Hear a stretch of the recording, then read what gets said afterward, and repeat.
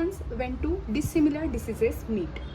तो ये 20 मार्क्स का क्वेश्चन पूछा जाता है। तो चलिए इसको डिस्कस करते हैं और इसी के साथ हम ये भी देखेंगे कि क्या क्या पॉसिबिलिटीज़ हमें यहाँ पर देखने को मिलती है जब पेशेंट में एक साथ दो डिसिमिलर डिसीजेस प्रेजेंट होती है।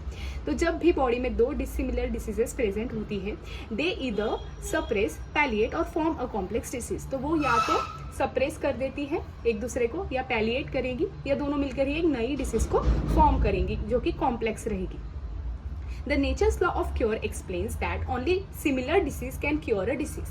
तो हमारे नेचर्स का जो लॉ है, नेचर्स लॉ ऑफ क्योर, उसमें ये कहा गया है कि जब भी बॉडी में दो सिमिलर डिसीज रहेंगी तभी वो एक जो स्ट्रॉन्गर सिमिलर डिसीज रहेगी वो वीकर को ठीक कर सकती है, ना कि dissimilar. Two dissimilar disease can never cure each other.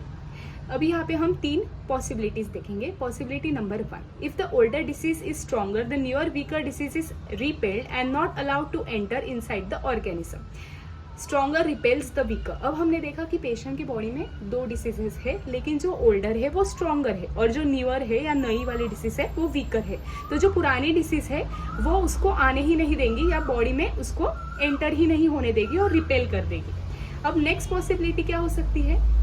If the older disease is weaker, the stronger newer disease can easily enter the organism and suspend the older disease। तो यहाँ पे उल्टा हुआ कि जो older disease है वो weaker है, लेकिन जो नई disease आई है वो stronger है। तो क्या होगा? Stronger suspends the weaker one। तो जैसे बॉडी में दो डिसीजेस प्रेजेंट है और जो नई आई है अभी वो स्ट्रॉन्गर है, तो वो क्या करेगी? पहले अपना कोर्स पूरा रन करेगी और तब तक जो पुराना डिसीज है या वीकर डिसीज है वो थोड़े टाइम के लिए उसके जो सिम्टम्स है वो हमें कम देखने को मिलेंगे। ये अपना पूरा कोर्स रन करने के बाद जब चली जाएंगी तो फिर से हमें ओल्डर जो सिम्टम्स है वो फिर से दिखाई देने लगेंगे।